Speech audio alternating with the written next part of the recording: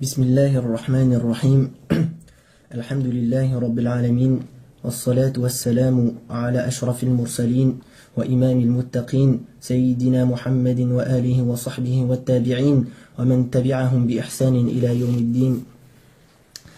Bienvenue à toutes et à tous pour ces interviews donc de musulmans productifs. Notre premier musulman productif sera Abdelkarim. Donc Abdelkarim, assalamu alaikum wa rahmatullahi wa barakatuh. Wa alaykum salam wa rahmatullahi wa barakatuh. Donc pour celles et ceux qui ne te connaissent pas, tu peux te présenter un petit peu? Bien sûr.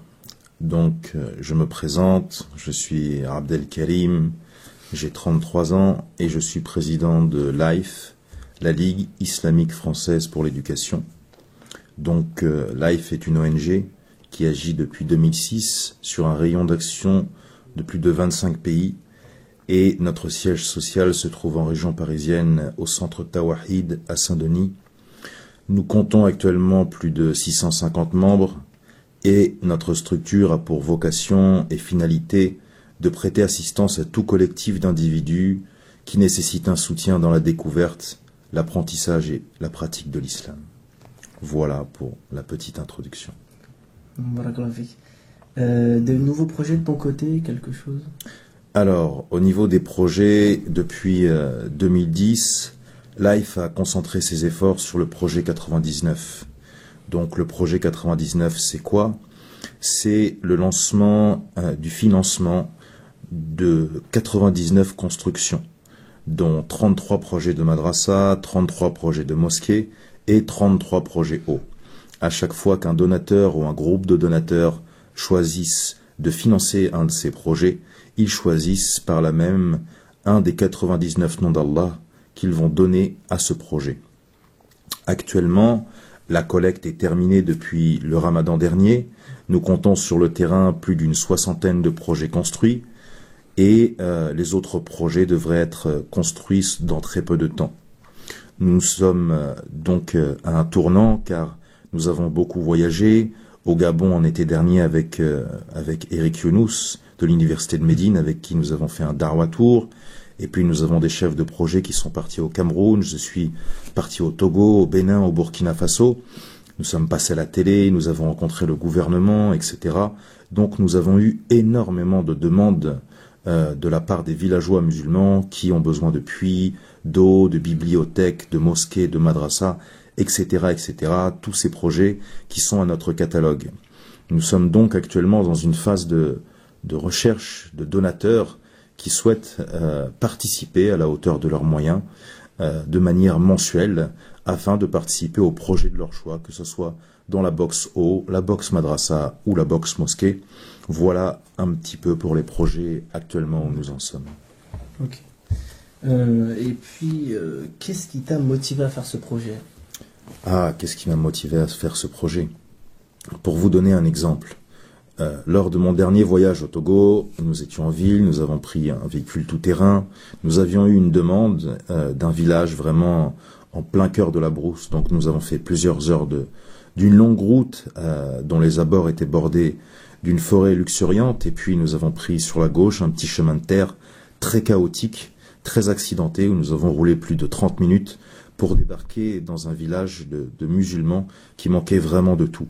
D'ailleurs, sur le site lifeassociation.net, nous avons filmé ce village de musulmans, d'une part avec une vidéo eau, où on voit l'eau, vraiment, ce n'est pas digne de laisser des musulmans boire de cette eau, et une mosquée qui tombe en ruine avec un toit qui s'écroule et des gens qui n'ont même pas de minbar, si ce n'est 2 petites planches de bois. Alors quand on voit ça, quand on voit ces gens qui ont une grande motivation, et qui doivent faire chauffer l'eau pendant des heures, dont les enfants tombent malades, qui perdent leurs dents, qui ont le ventre gonflé, et qui peuvent pas prier dignement, qui sont complètement entassés dans une mosquée qui tombe en ruine. Alors tout de suite, évidemment, on fait tous les papiers nécessaires, on contacte le gouvernement pour le terrain, etc. Et on lance directement le financement pour la construction d'une mosquée qui coûte, au niveau de LIFE, à peine 4500 €, et d'un puits qui coûte 1500 €. Et on aide ces gens. Et des demandes comme celle-ci, on en reçoit vraiment fréquemment. Et on a des photos qui nous touchent vraiment, des témoignages audio ou des gens qui nous montrent des vidéos. Et alors vraiment, c'est quelque chose qui nous touche et on déploie toute l'énergie nécessaire pour rechercher les financements et inciter les gens à nous aider dans cette quête d'essayer de faire que ces gens puissent pratiquer dignement leur religion. Et est-ce qu'il t'est arrivé de te décourager et puis quelle solution t'as trouvé à ça? Eh bien, il est très rare que je me décourage. Et quand je me décourage, évidemment, ce n'est que temporaire. Néanmoins, il est arrivé, bien évidemment, même à des prophètes de se décourager. On a vu le prophète Younous, évidemment, qui a été exténué de son peuple, qui a été découragé, et ensuite qui a été éprouvé par Allah, donc. Et il y a beaucoup d'autres exemples comme ça.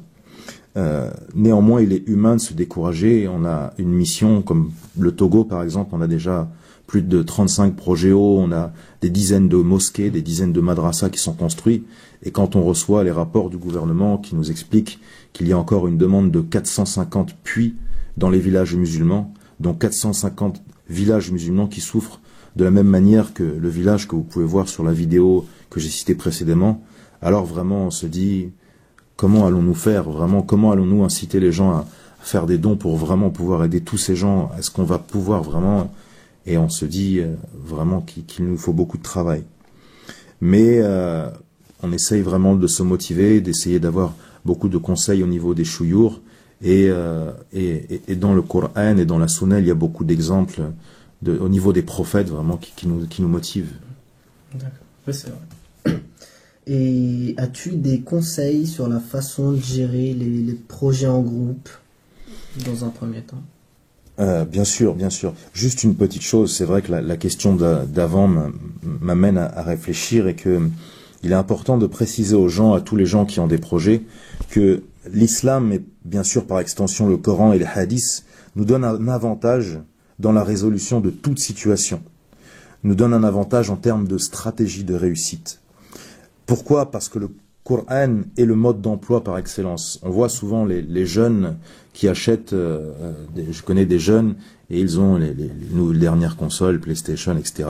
Et ils jouent pendant des heures, et ils achètent des livres où ils trouvent des choses sur Internet, où il y a tous les codes pour avoir les armes illimitées, les passages secrets, etc. Eh bien, le Coran, c'est la même chose. C'est la même chose. Il y a les invocations des prophètes qu'Allah leur a transmises. Il y a comment avoir la subsistance facilement, il y a comment, etc., etc. Donc, dans le Coran et la Sunna, on peut trouver toutes sortes de codes secrets qui nous permettent vraiment d'avancer rapidement, aussi via l'exemple des prophètes. Quand le Coran aussi nous parle de Pharaon ou de Moussa, certes, il nous raconte leur histoire, Moussa alayhi salam, mais il nous donne aussi une règle pour tous les Pharaon, une règle pour tous les Moussa, qui vont faire un effort de darwa. Et ensuite, il n'y a qu'à appliquer et voir les petits miracles s'accomplir au quotidien. Et pour finir, il y a aussi l'exemple, bien sûr, dans la vie de tous les jours, quand on voit par exemple le fondateur de la grande société KFC, les poulets frits que tout le monde connaît, qui était un monsieur qui travaillait dans une usine, et puis qui du jour au lendemain a décidé de prendre son destin en main. Et on voit que ce monsieur, il me semble, avait fait plus de 2000 tentatives. Il avait pris sa voiture, il a fait tout le tour des États-Unis avec ses poulets frits en allant dans toutes les entreprises jusqu'à, au bout de plus de 2000 tentatives, à trouver l'entreprise qui allait le financer. Et on sait aujourd'hui la grandeur de la chaîne KFC qui est cotée en bourse, etc. Donc si ce monsieur, pour vendre des poulets, a été prêt à faire 2000 tentatives, à tout abandonner, à partir dans sa voiture, que doit faire le musulman? Qu'est-ce qu'il est prêt à faire pour la darwa, pour transmettre la lumière de la guidée aux autres? Il me semble que c'est une bonne question. Et ensuite, donc tu as des conseils particuliers pour les projets aussi avec des groupes? Des groupes, ouais, et des dates limites. Alors, pour les projets en groupe, c'est très simple.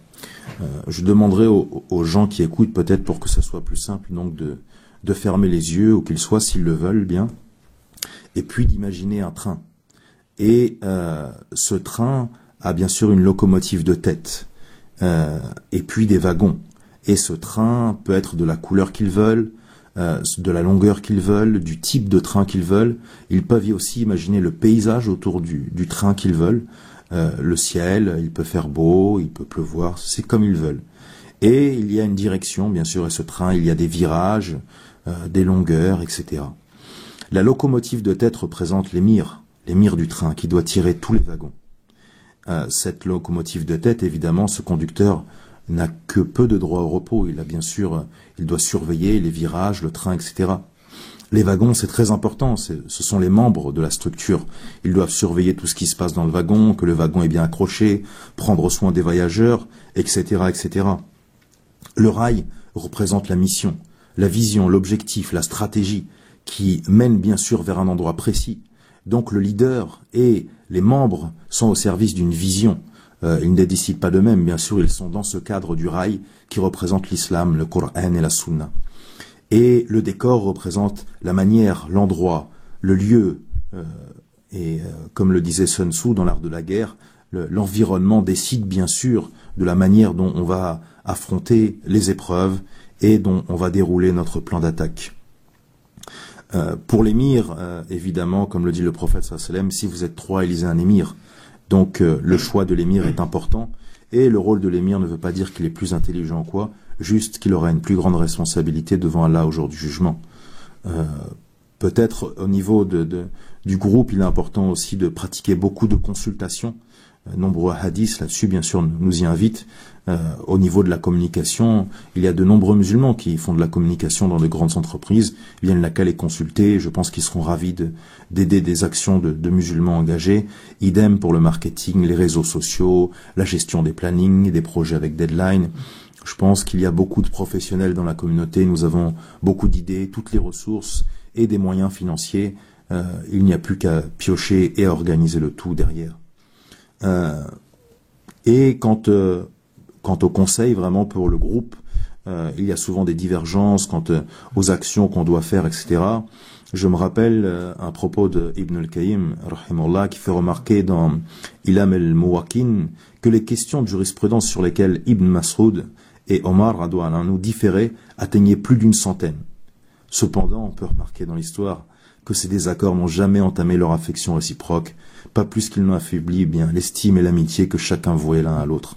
Et je pense qu'il faut bien sûr prendre l'exemple sur ces grands hommes qui ont marqué l'histoire. Nous sommes suffisamment attaqués de toutes parts pour que les musulmans ne le fassent pas entre eux, et nous avons besoin de la plus grande unité de la part de chacun. Voilà pour les projets en groupe. Quant aux projets avec deadline, eh bien c'est très simple. Je demanderai aux gens de s'imaginer devant un éléphant, un gros éléphant gris, et je leur demande comment vous allez manger cet éléphant si vous devez le manger. Eh bien tout simplement, vous allez le manger morceau par morceau. Si votre éléphant fait 3000 kilos, et que vous mangez 1 kilo à chaque repas et que vous mangez 3 repas par jour, c'est-à-dire 3 kilos par jour, il vous faudra diviser 3000 kilos par 3, ce qui nous fait 1000 jours. Si on considère qu'il y a 30 jours dans un mois, 1000 divisé par 30, ça vous fait 33 mois pour manger votre éléphant. Eh bien, c'est la même chose pour un projet. Si vous devez, par exemple, comme nous on l'a fait, trouver 99 groupes de donateurs pour vos 99 projets, eh bien, il vous suffit de calculer 99 projets en un an. Ben, ça fait tout simplement 8 à 9 projets par mois pour lesquels vous devez trouver des donateurs, donc 2 projets par semaine. Donc par chaque semaine, vous devez trouver un groupe de donateurs pour financer une madrasa à 5500 € et un puits ou une mosquée, etc. Si vous voyez que vous n'êtes pas dans les temps, et bien tout simplement, il faut vous rattraper le mois d'après ou prendre des mesures au niveau de la communication pour communiquer plus, etc. Et si vous avez trop communiqué, que vous vendez trop de projets, que vous n'en avez pas assez, eh bien il vous suffit tout simplement d'arrêter de communiquer. Donc, toujours garder cette image de cet éléphant. Comment on va manger cet éléphant? Eh bien, petit morceau par morceau. Et on va tout calculer. On étale sur l'année. Et ensuite, on n'a plus qu'à analyser si le planning est respecté. Voilà. Et puis, la plus grande leçon de productivité que tu as apprise? Question très intéressante. Alors, comment dire? On va peut-être prendre une feuille. Imaginez pour chacun prendre une feuille ou dessiner mentalement un cercle qui serait découpé en plusieurs parties. Un cercle noir au contour noir dessiné peut-être avec un crayon à papier, qui serait découpé en plusieurs parties, et on va imaginer ce cercle découpé en plusieurs parties, peut-être une dizaine de parties, comme un camembert un petit peu sur les PowerPoints. Dans une de ces parties, on peut imaginer un petit bonhomme en costume, de la couleur de votre choix, du type de votre choix. Cette partie va représenter la part de travail dans la vie, dans votre vie. On peut imaginer dans une autre partie du cercle un petit bonhomme en prosternation. Dans une autre partie, une famille, dans une autre partie, un bonhomme qui fait du sport, dans une autre partie, un bonhomme à la mosquée, dans une autre partie, un bonhomme avec un Coran, etc., etc. Je vous laisse remplir les 10 ou 12 parties de votre cercle. Ensuite, ce cercle, bien sûr, représente la vie et les parties de la vie d'un individu. Ce qui est intéressant, c'est de réussir à équilibrer chaque partie afin que toutes ces parties soient remplies de manière équilibrée. Par exemple, si quelqu'un, en remplissant ce cercle, se rend compte que sa partie travail est très remplie et sa partie spiritualité n'est pas remplie, eh bien, c'est qu'il y a une situation à résoudre. Il doit dégager plus de temps pour pratiquer sa spiritualité afin d'équilibrer et de voir que sa partie travail est remplie à 25%, sa partie spiritualité à 25%, sa partie vie de famille à 25%, sa partie sport à 25%, etc., etc., etc.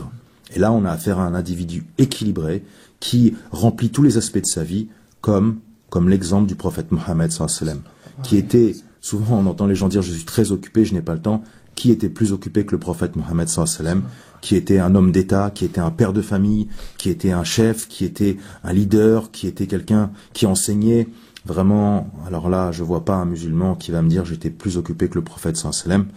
Et pourtant, le prophète sallallahu alayhi wa sallam était vraiment le plus doux avec ses épouses, il passait du temps, il jouait avec elles, il prenait du temps, tant que la personne ne lui lâchait pas la main, eh bien il ne partait pas, donc il n'était pas en burn-out continuellement, stressé, etc. Il était totalement détendu. Pourquoi? Car équilibré et en parfaite confiance avec Allah. Ensuite, si tu devais donner une définition du musulman productif, ce serait quoi? Le musulman productif. Le musulman productif. Ibn al-Qayyim al-Jawziyya, rahimahullah, nous dit que la sagesse, selon lui, sa définition de la sagesse, c'est la bonne chose au bon endroit, au bon moment. Je répète, la bonne chose au bon endroit, au bon moment. Eh bien, on a beaucoup de hadiths du prophète sallallahu alayhi wa sallam qui nous disent « le meilleur d'entre vous, c'est celui qui est le plus utile aux autres ». Le meilleur d'entre vous, c'est celui qui est le meilleur avec ses épouses. Le meilleur d'entre vous, c'est celui qui apprend le Coran et qui l'enseigne. Comment on va faire pour appliquer tous ces hadiths? C'est très simple. Et qu'est-ce que ces hadiths veulent dire?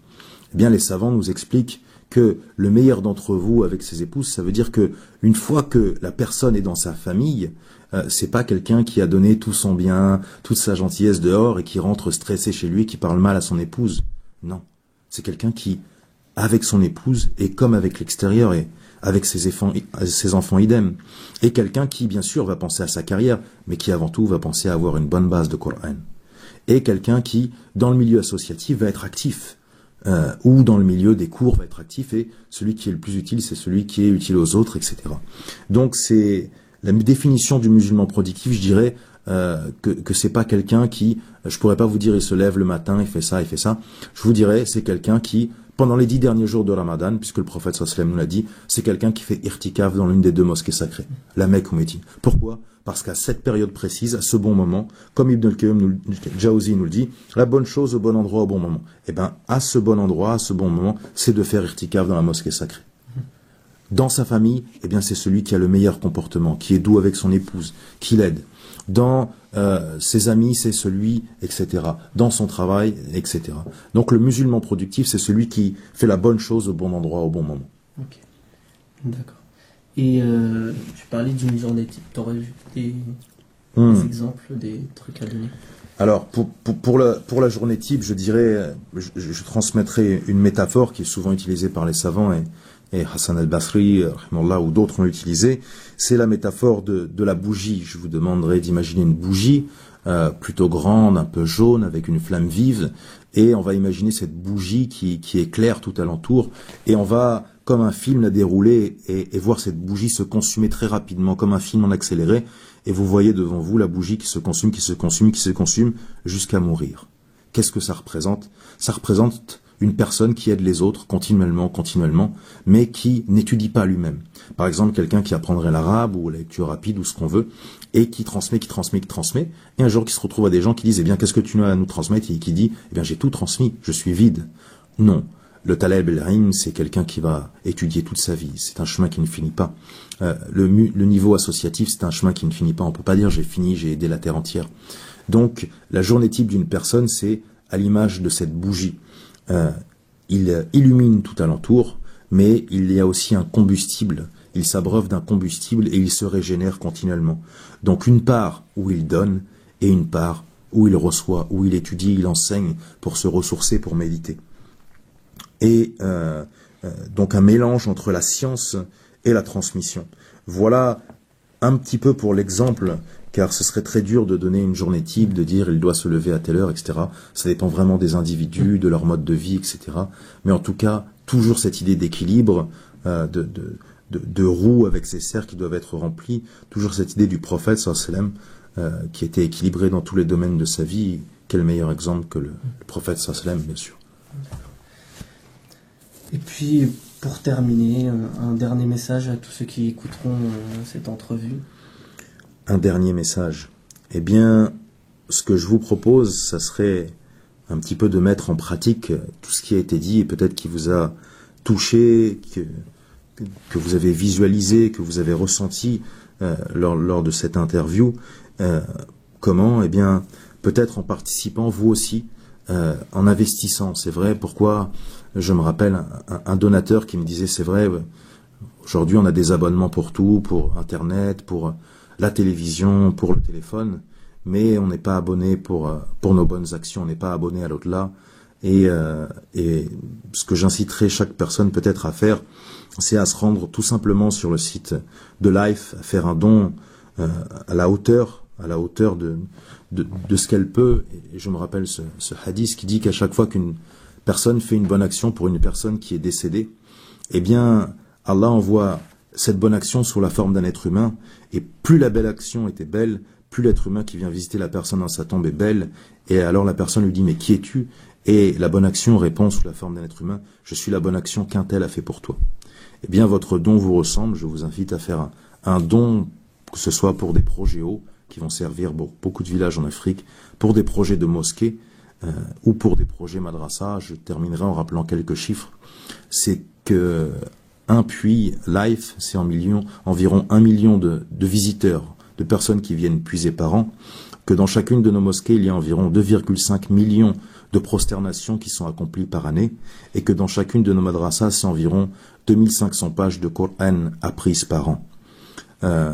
Ces chiffres sont bien évidemment donnés par un sociologue et un journaliste togolais qui nous ont transmis toutes ces données. Je vous remercie bien sûr de nous avoir écoutés et je remercie chaque personne qui ira faire un don sur le site de lifeassociation.net. Barakallahu fikum. Barakallahu fik. Jazakallahu khairan. Assalamu alaikum wa rahmatullahi. Wa alaikum assalam wa rahmatullahi wa barakatuh.